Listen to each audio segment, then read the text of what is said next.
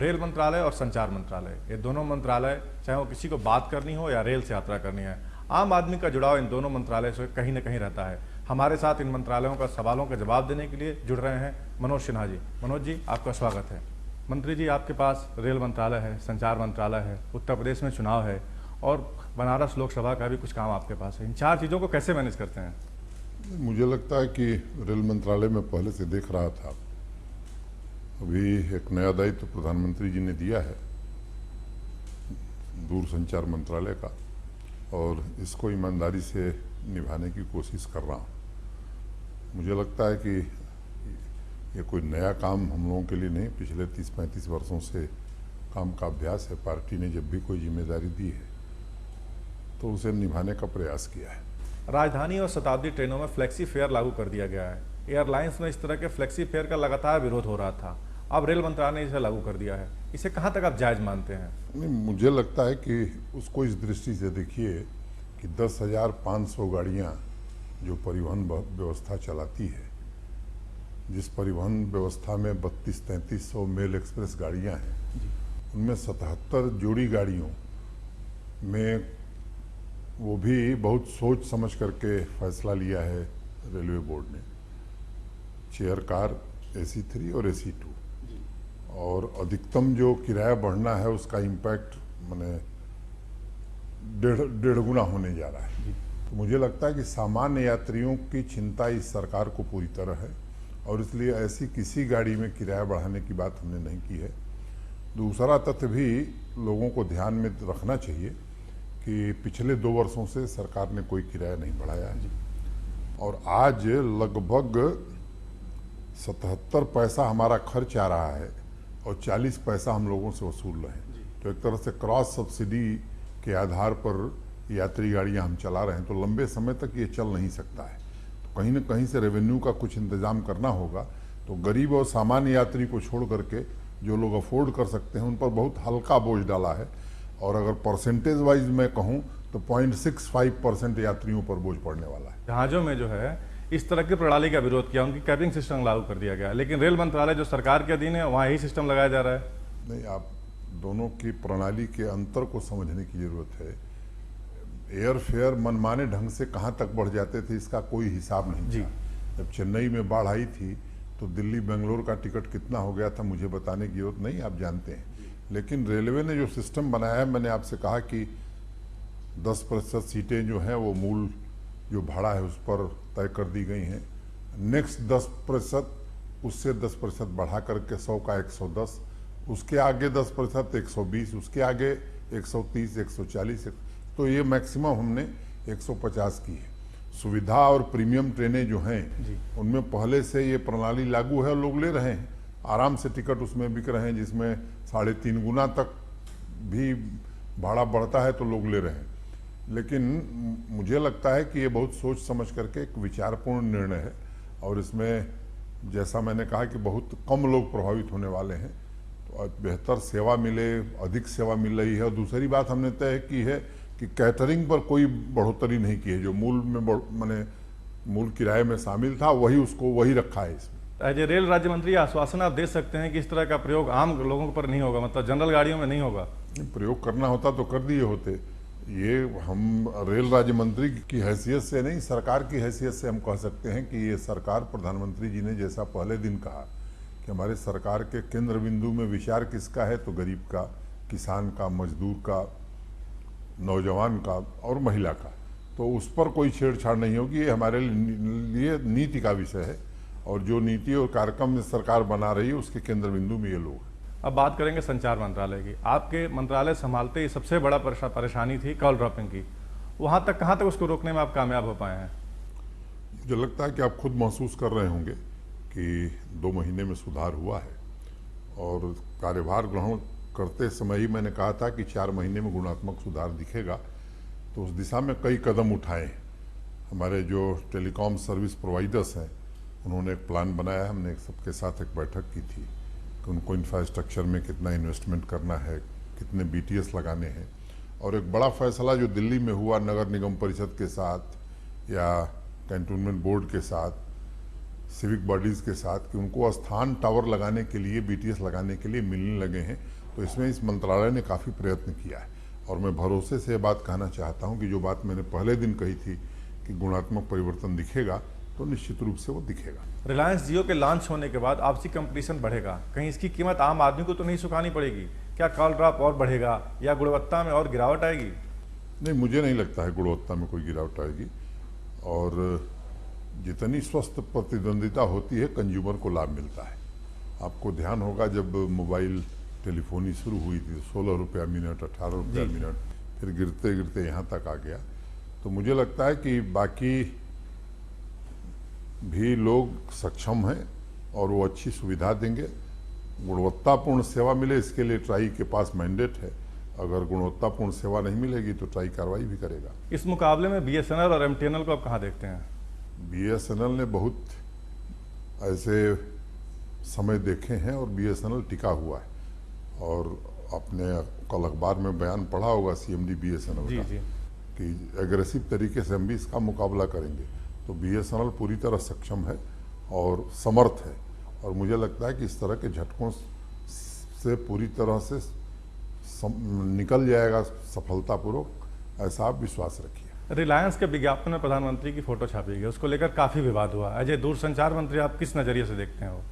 मुझे लगता है कि उस विज्ञापन को मैंने ध्यानपूर्वक देखा है। उन्होंने, प्रधानमंत्री जी ने जो डिजिटल इंडिया का लॉन्च किया था, जी, तो उसी को वो कह रहे हैं कि उसको हम सफल करने के लिए, तो अगर दूसरा भी कोई इस विज्ञापन को देता है तो इसमें क्या आपत्ति है। हम भी मंत्रालय की ओर से भी कोशिश कर रहे हैं कि उस सपने को पूरा किया जाए। निजी क्षेत्र के लोगों से भी हम सहयोग चाहते हैं, क्योंकि ये डिजिटल डिवाइड जितना जल्दी ख़त्म होगा देश का, मुझे लगता है कि एक ट्रांसफॉर्मेशन में मदद मिलेगी। बीएसएनएल कई मामलों में देखें तो उसका रेट रिलायंस जियो से कम है, जो उन्होंने अभी रेट कट किया है। तो क्या वो प्रधानमंत्री का चेहरा लेकर अपनी मार्केटिंग के लिए आगे जाएगा बीएसएनएल या एमटीएनएल? जरूरत होगी एक, तो प्रधानमंत्री जी अगर रिलायंस जा सकता है तो हम भी जा सकते हैं। लेकिन बीएसएनएल के प्राइवेटाइजेशन की बात बीच बीच में चलती रहती है, क्या इस तरह की कोई योजना है सरकार के पास? अभी तक मुझे लगता है कि ऐसी कोई योजना विचाराधीन नहीं। बीएसएनएल और एमटीएनएल की हम तुलना करें तो सरकार कई बार बीएसएनएल को अनुदान दे चुकी है, लेकिन एमटीएनएल को कहीं ना कहीं किनारे छोड़ दिया जाता है, वो छोटे दायरे में भी है। तो क्या इनको मर्ज करने की जो प्रक्रिया बीच में शुरू हुई थी? इस बात को समझिए कि एमटीएनएल ने भी अपने गुणवत्ता में सुधार के लिए कई ऑर्डर्स दिए हैं और एक बार वो उपकरण आ जाए, लग जाएंगे, तो एमटीएनएल में भी की गुणवत्ता में सुधार होगा। और सरकार जितना ध्यान बीएसएनएल पर दे रही है उतना एमटीएनएल पर भी दे रही है और हम चाहते हैं कि दोनों स्वस्थ प्रतिद्वंदिता में पूरी तरह खड़े रहें कुशलतापूर्वक। दोनों के मर्जर का कोई विचार है सरकार के पास? अभी तो ऐसा कोई विचार नहीं। अब हम बात करेंगे उत्तर प्रदेश के चुनाव। उत्तर प्रदेश चुनाव में मुख्य विपक्षी दल के रूप में भाजपा किसे देखती है? सरकार बनाने जा रहे हैं, नंबर 2 कौन रहेगा ये उत्तर प्रदेश की जनता तय करे। क्या सरकार बनेगा तो मुख्यमंत्री के रूप में मनोज सिन्हा हो सकते हैं? मेरी कोई रुचि नहीं है और मुझे लगता है कि इसका फैसला पार्टी का संसदीय बोर्ड करेगा और इसके बारे में सार्वजनिक रूप से चर्चा हो भी नहीं सकती है। यो बेस वोट आपका क्या रहेगा? क्योंकि भाजपा का वोट पिछले काफ़ी दशक से घचका हुआ है, लेकिन अभी लगातार सांप्रदायिकता का आरोप भारतीय जनता पार्टी विपक्षी दल लगाते रहे हैं। उनका कहना है कि बिना जो है सांप्रदायिक हिंसा हुए भाजपा सत्ता में नहीं आ सकती है। तो क्या एजेंडा रहेगा भाजपा का चुनाव में?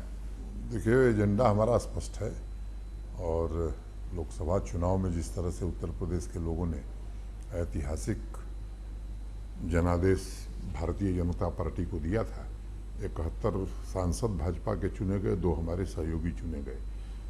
जो 7 सीटें नहीं मिली, मैं नहीं मानता कि किसी पार्टी को वो सीटें मिली हैं, 2 परिवारों को मिली हैं। तो उत्तर प्रदेश की जनता किसके साथ है हमें प्रमाणित करने की ज़रूरत नहीं है। विकास हमारा प्रमुख मुद्दा है और विकास के मुद्दे पर ही उत्तर प्रदेश में हम चुनाव लड़ेंगे। 15-17 वर्षों में देश का सबसे बड़ा उत्तर प्रदेश, जिसे उत्तम प्रदेश होना चाहिए था, समाजवादी पार्टी और बहुजन समाज पार्टी की सरकार के कारण ये उल्टा प्रदेश हो गया है। फिर से इसे उत्तम प्रदेश बनाना है तो भाजपा ही विकल्प है, कोई दूसरा विकल्प उत्तर प्रदेश की जनता के पास नहीं। बिहार में ये ओवर कॉन्फिडेंस कहा जाता है भाजपा को ले डूबा, वहाँ भी सेम स्थिति थी। लोकसभा के चुनाव में ज़्यादा सीटें मिली थी, लेकिन विधानसभा के चुनाव के परिणाम ठीक उल्टे रहे। तो कैसे मान लेंगे सारा वोट कन्वर्ट हो जाएगा? नहीं, आप बिहार और उत्तर प्रदेश को आप भी नज़दीक से जानते हैं, मैं भी नज़दीक से जानता हूँ। पॉलिटिकल केमिस्ट्री बिहार के चुनाव से उत्तर प्रदेश की नहीं बदली। कुछ लोग साइकोलॉजिकल केमिस्ट्री बदलने का प्रयत्न कर रहे थे, लेकिन वो चल नहीं पाया। और यूपी बिहार में बड़ा अंतर है। इस अंतर को जो लोग राजनीति में सक्रिय रूप से काम करें उन्हें समझ में आता है। बिहार की पुनरावृत्ति उत्तर प्रदेश में नहीं होने जा रही है। बिहार में जो हुआ उसे भूल जाइए। उत्तर प्रदेश में भाजपा पूर्ण बहुमत से आ रही है। क्या 5 मुद्दे रहेंगे जो भाजपा चुनाव में लेकर जाएगी? नहीं, मुझे लगता है कि सबसे प्रमुख मुद्दा हमारा विकास है, सुशासन है, कानून का राज स्थापित करना। ये उत्तर प्रदेश में सबसे बड़ी चुनौती है, क्योंकि विकास तभी हो सकता है जब कानून और व्यवस्था की स्थिति अच्छी होगी। और उत्तर प्रदेश में जो कानून और व्यवस्था की स्थिति है, मुझे लगता है कि मथुरा में जो कुछ हुआ उसे आप देख रहे हैं, कैराना में जिस तरह की हरकतें हुई वो देख रहे हैं, आए दिन जनपदों में जिस तरह से अपराध के मामले बढ़े हैं, महिलाओं के साथ दुर्व्यवहार हो रहे हैं। लगता नहीं कि सरकार नाम की कोई चीज़ है उत्तर प्रदेश में। और इसलिए लोगों को वो दिन याद आ रहा है कि जब भाजपा की सरकार थी, कल्याण सिंह जी के नेतृत्व में, राजनाथ सिंह जी के नेतृत्व में। तो लोग याद कर रहे हैं और लोग ये मान रहे हैं कि अगर, और एक बात स्पष्ट है कि देश का विकास बिना उत्तर प्रदेश के विकास के हो नहीं सकता है। देश का सबसे बड़ा प्रदेश है। तो अगर देश 7.6% की रफ्तार से आगे बढ़ रहा है, तो ये रफ्तार और बढ़ सकती है यदि उत्तर प्रदेश के विकास की गति को हम और तेज करें, और वो भाजपा के अलावा कोई दूसरा राजनीतिक दल कर नहीं सकता है। बात करें बनारस की, आप छात्र जीवन से बनारस से जुड़े रहे हैं। बनारस की दशा देखकर आपको दया आती है? बनारस की दशा देख कर मुझे गर्व की अनुभूति होती है। और पिछले 27 महीनों में जो बनारस में काम हुआ है और जिस तरह की आधारशिला रखी गई है, मुझे लगता है कि आने वाले दिनों में बनारस सांस्कृतिक राजधानी देश की थी। देश के नहीं, दुनिया के अनेक लोग इसे शिक्षा की भी राजधानी मानते हैं, सर्वविद्या की राजधानी मानते हैं। लेकिन मुझे लगता है कि अब आने वाले दिनों में वाराणसी इंफ्रास्ट्रक्चर के हिसाब से, विकास की दृष्टि से देश का बहुत ही अच्छा शहर होगा। पिछले दिनों बौद्ध तीर्थस्थलों को जोड़ने के लिए बहुत काम हुए हैं, बौद्ध सर्किल बन गया है, लेकिन हिंदू तीर्थस्थल उत्तर प्रदेश में सबसे ज़्यादा हैं, सबसे ज़्यादा लोग वहाँ आते हैं, लेकिन उनके इंटरकनेक्टिविटी, चाहे सड़क के मार्ग के कहें या रेल मार्ग, बहुत ही पुअर है। सरकार उस पर कुछ काम कर रही है? हमारी सरकार पूरी तरीके से काम करे। रेल मंत्रालय भी काम कर रहा है, भूतल परिवहन मंत्रालय भी काम कर रहा है। और मुझे लगता है कि प्रधानमंत्री जी की इस कार्य में विशेष रुचि है, और इसलिए अनेक सर्किट बजट में रेल मंत्री जी ने घोषित किया था, और गडकरी जी भी इस दिशा में अनेक प्रयत्न कर रहे हैं। मथुरा, वृंदावन, अयोध्या और काशी को जोड़ने की कोई योजना है जो आपकी जानकारी में हो अलग सर्किट से? ये ऑलरेडी जुड़े हुए हैं, रेल के माध्यम से भी, सड़क के माध्यम से भी। सड़कें हम और अच्छी बनाने जा रहे हैं। रेल नेटवर्क का ऑगमेंटेशन हमारी सर्वोच्च प्राथमिकता में है, तो इस दिशा में हम पहले से ही काम कर रहे हैं। मनोज जी, आपके व्यक्तित्व के बारे में बात करें तो आप छात्र जीवन से इंजीनियरिंग के छात्र रहे हैं, अब आप राजनीति में। इंजीनियरिंग का बदलाव राजनीति में कैसे हुआ? मैं विद्यार्थी जीवन से ही विद्यार्थी परिषद से जुड़ा था, और काशी हिंदू विश्वविद्यालय छात्र संघ का अध्यक्ष 1982 में चुना गया था। तो राजनीति में इसलिए हम नहीं आए थे कि हमारे पास करने के लिए कुछ नहीं था, एक सोच थी जिसके कारण विद्यार्थी परिषद में काम प्रारंभ किया, और आज भारतीय जनता पार्टी में काम कर रहे हैं। देश में कुछ हो, इसके लिए हम लोग राजनीति में काम करते हैं।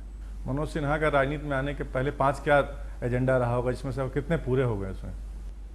राजनीति में आने के बाद जी, मुझे लगता है जो तय किया था उसमें काफ़ी कुछ पूरा किया है, जो शेष है उसे भी पूरा करके जाऊँ। अभी ऐसी क्या 5 चीज़ें हैं जो आप चाहते हैं गाजीपुर, बनारस और उत्तर प्रदेश को देना चाहते हैं जो न दे पाए हों?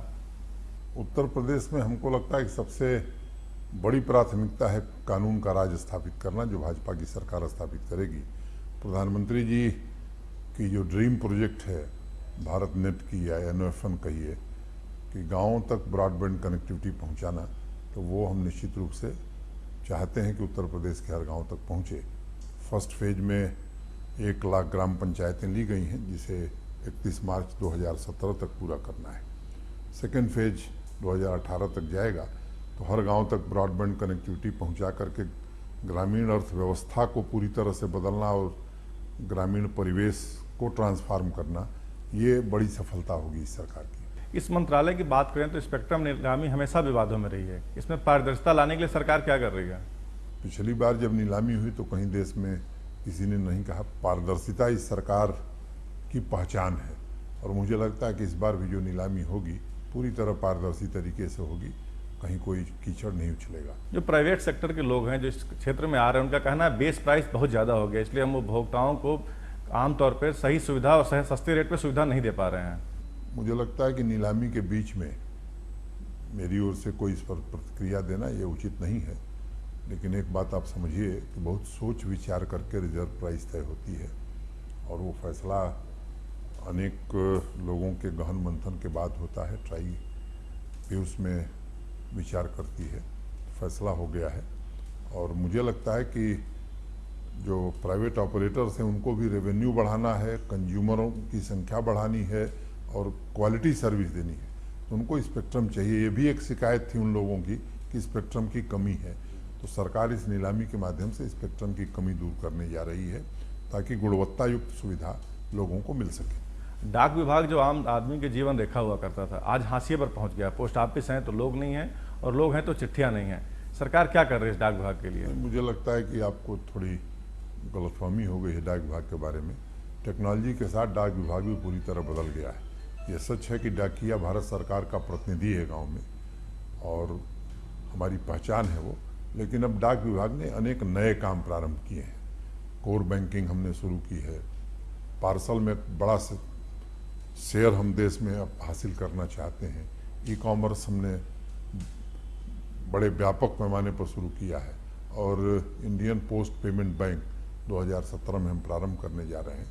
तो ग्रामीण अर्थव्यवस्था, सामान्य लोगों को direct benefit transfer, social security की सारी स्कीम्स को प्रभावी ढंग से हम लागू कर सकें।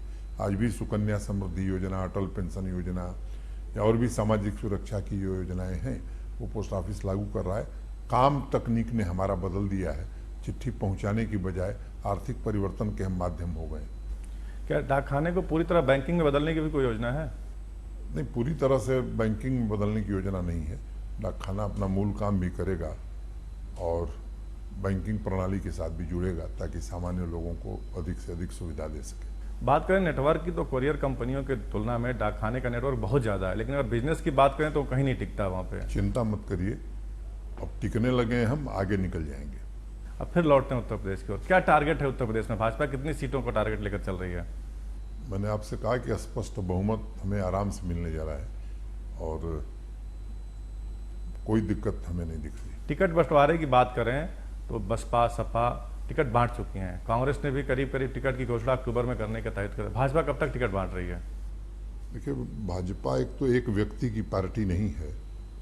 जिन पार्टियों का आप जिक्र कर रहे हैं वो व्यक्ति केंद्रित पार्टियां हैं या परिवार केंद्रित पार्टियां हैं। तो इस ऐसे राजनीतिक दलों के लिए बड़ा आसान होता है किसी सीट पर किसी को घोषित कर देना उम्मीदवार। भारतीय जनता पार्टी का संसदीय बोर्ड है, उसकी एक प्रक्रिया है। जिला जनपद की इकाई से लेकर के वहाँ से रायशुमारी होती है, प्रदेश के लोग उस पर विचार करते हैं, फिर सेंट्रल पार्लियामेंट्री बोर्ड फैसला करता है। तो यहाँ फैसले की एक लोकतांत्रिक प्रक्रिया बनी है। स्वाभाविक रूप से इसमें थोड़ा समय लगता है, लेकिन मुझे लगता है कि पार्टी इस बात पर विचार कर रही है कि इस पर भी शीघ्र समय से फैसला कर ले। आप कई सारे चुनाव लड़ चुके हैं, लेकिन देर से जब टिकट का घोषणा होती है तो उसमें कितनी दिक्कतें आती हैं? मुझे नहीं लगता है कि बहुत दिक्कत आती है। अगर उम्मीदवार ठीक हैं, पार्टी के पक्ष में वातावरण है, तो समय बहुत महत्वपूर्ण नहीं होता है कि कब टिकट घोषित हुआ। और भारतीय जनता पार्टी के राष्ट्रीय अध्यक्ष मुझे लगता है कि चुनाव लड़ाने के माहिर हैं और वो उचित समय पर टिकट डिक्लेयर करेंगे। किसका चेहरा लेकर भाजपा जाएगी, मोदी का या किसी और का चेहरा चुनाव में? मोदी सरकार के किए गए कार्यों और विकास को लेकर के हम उत्तर प्रदेश के चुनाव में उतरेंगे। ऐसे कौन से 5 विकास कार्य होंगे जिसकी बात करेंगे आप उत्तर प्रदेश सरकार के चुनाव में? एक तो उत्तर प्रदेश में मुझे लगता है कि आज़ादी के बाद पहली बार भारतीय रेल ने इतनी परियोजनाएं स्वीकृत की हैं और काम को गति दी है। राष्ट्रीय राजमार्गों को भी देखें तो इतने राष्ट्रीय राजमार्ग कभी उत्तर प्रदेश के लोगों ने सोचा भी नहीं था, जितने राष्ट्रीय राजमार्ग और 4 लेन सड़कें बनाने का काम इस सरकार ने किया है। तीसरा, ग्रामीण विद्युतीकरण को सर्वोच्च प्राथमिकता पर। और मुझे लगता है कि उज्ज्वला योजना ने तो एक नई क्रांति ला दिया है। देश के सामान्य गरीब व्यक्ति को ये महसूस होने लगा है कि अब एक सरकार आई है जिसके दृष्टि में गरीब आदमी सबसे महत्वपूर्ण है। और पांचवी जो बात मैं कह रहा हूँ, उत्तर प्रदेश के सर्वांगीण विकास और कानून का राज, ये हमारी सर्वोच्च प्राथमिकता है। उत्तर प्रदेश में आपकी पार्टी 20 साल से सरकार से बाहर है, लगातार बातें चल रही हैं, तो क्या आप लगता है कि जो कैडर है, अभी लगातार आपके कैडर की बात हो रही है कि कैडर चुनाव लड़ने के लिए पूरी तरह तैयार है? पूरी तरह हमारी पार्टी पूरी तरह तैयार है और हमारे कैडर में बड़ा दम है। क्या चुनाव पहले भी हो सकता है उत्तर प्रदेश में? ये चुनाव आयोग का विषय है, मैं इस पर कोई प्रतिक्रिया नहीं दे सकता। उत्तर प्रदेश में आपकी भूमिका क्या होगी चुनाव में? जब अपने आप को आप सोचते हैं आपकी भूमिका क्या होगी? मेरी भूमिका, मैं खुद पार्टी का एक जिम्मेदार कार्यकर्ता हूँ। उत्तर प्रदेश में सरकार बने इसके लिए पूरी क्षमता और सामर्थ्य से लगूंगा। कांग्रेस की बात करें तो कांग्रेस ने अभी एक ब्राह्मण चेहरा उतारा है, 200 सीटों पे जो है ब्राह्मण उम्मीदवारों को दिया है। सवर्ण कहीं न कहीं भाजपा का वोट बैंक रहा है, इस बार ब्राह्मण वोट बैंक पर कांग्रेस की नज़र है। इस वोट बैंक को बचाने के लिए भाजपा अपने सवर्ण वोट बैंक को बचाने के लिए कुछ नया तरीका अपना रही है? देखिए, मुझे लगता है कि उत्तर प्रदेश में कांग्रेस कोई राजनीतिक ताकत नहीं है, इसलिए उस पर हम आप समय व्यर्थ करें, बर्बाद करें, उचित नहीं होगा। एक सवाल प्रशांत किशोर पर। प्रशांत किशोर लोकसभा चुनाव में आपके साथ थे, बिहार विधानसभा चुनाव में नीतीश जी के साथ थे और अब वो शीला दीक्षित के साथ हैं। क्या लगता है उनके जाने से कांग्रेस को कुछ फायदा होगा? क्योंकि आपको फायदा हुआ। देखिए, हमको फायदा हुआ ऐसा मैं नहीं मानता। हमको फायदा था, हम नरेंद्र मोदी जी के नेतृत्व में चुनाव लड़ रहे थे। भारतीय जनता पार्टी का एक राष्ट्रव्यापी आधार था, कार्यकर्ताओं की एक बड़ी फौज थी और उनका वही व्यवसाय है, मैं समझता हूँ। तो अब उनको अपने व्यवसाय में बने रहना चाहिए। किसी के आने जाने से भारतीय जनता पार्टी की सेहत पर फर्क नहीं पड़ता है। राजनीति में एक आपको लंबा अनुभव रहा है, राजनीति के लोग देश को दिशा देने के लिए जाने जाते हैं। ये 50 सालों के बाद ऐसे क्या जरूरत पड़ रही है कि एक प्रशांत किशोर जैसे आदमी के एडवाइस की जरूरत इतने सीनियर लीडरशिप को पड़ रही है, चाहे वो भाजपा हो या जेडीयू हो या कांग्रेस हो? नहीं, भारतीय जनता पार्टी में ऐसे किसी व्यक्ति की जरूरत नहीं है। उन्होंने काम किया था लोकसभा चुनाव में, अनेक लोग काम कर रहे थे, उसमें एक प्रशांत किशोर भी थे। तो मुझे लगता है कि आजकल एक नया ट्रेंड आया है इलेक्शन मैनेजमेंट का, जिस पर बहुत लोग बल देते हैं। हमारी भारतीय जनता पार्टी के भीतर अनेक लोग हैं जो इस कार्य में माहिर हैं और हमको किसी एक व्यक्ति से वातावरण बदल जाएगा ऐसा भरोसा कभी न हमको था न हमारी पार्टी को है। इधर लगातार उत्तर प्रदेश, गुजरात और दिल्ली में दलित उत्पीड़न की घटनाएं घटी हैं। लगातार ये बड़ा मुद्दा होता जा रहा है और हर बार प्रधानमंत्री निशाने पर रहते हैं। आजकल लोगों को नींद भी नहीं आती है तो प्रधानमंत्री जी को निशाना बनाते हैं लोग। तो ये तो एक बीमारी है, इस बीमारी का इलाज मुझे लगता है कि तब तक नहीं होगा जब तक कि चुनाव के परिणाम नहीं आएंगे। लेकिन अगर आप गौरपूर्वक देखेंगे और तुलना करेंगे तो पीछे की सरकारों की तुलना में मुझे लगता है कि दलित उत्पीड़न की घटनाएं इस सरकार में बहुत कम हुई हैं। वैसे भी कानून व्यवस्था राज्य सरकार का विषय है, तो इसमें प्रधानमंत्री जी को निशाना बनाना मुझे लगता है राजनीतिक स्वार्थ से भरा हुआ एक षड्यंत्र है और खुले मन से उन्होंने इस बात की कड़े कड़े शब्दों में निंदा की है। और भारतीय जनता पार्टी समरसता में विश्वास रखती है, पंडित दीनदयाल उपाध्याय जी के सिद्धांतों में विश्वास रखती है, जो बराबर ये कहते थे कि जो सबसे अंतिम पायदान पर है उसके विकास से ही देश का विकास है। लेकिन ये गुजरात से शुरू हुआ, इसलिए प्रधानमंत्री पर आरोप लगे। प्रधानमंत्री जी दिल्ली में हैं, गुजरात में नहीं है, इसलिए ये बात कहना मुझे लगता है गुजरात की सरकार ने कार्रवाई की है। कोई भी इस तरह घटना हम उसकी कठोर निंदा करते हैं। प्रधानमंत्री जी शीर्ष पद पर हैं। भारतीय जनता पार्टी का कोई जिम्मेदार कार्यकर्ता भी इस बात की निंदा करता है और उसमें कानून को कड़ी कार्रवाई करनी चाहिए। एनसीआरबी के आंकड़े बताते हैं कि सरकार आने के बाद देश में सांप्रदायिक घटनाएं बढ़ी हैं। नहीं, मुझे नहीं लगता है। मुझे लगता है कि सांप्रदायिक घटनाएं कम हुई हैं। जो सरकारी आंकड़े हैं उनके हिसाब से मैं कह रहा हूँ। मनोज जी, आप हमसे जुड़े, हमारे सवालों का जवाब दिया, बहुत बहुत धन्यवाद। न्यूज़ वर्ल्ड इंडिया पर खबरों का सिलसिला जारी रहेगा।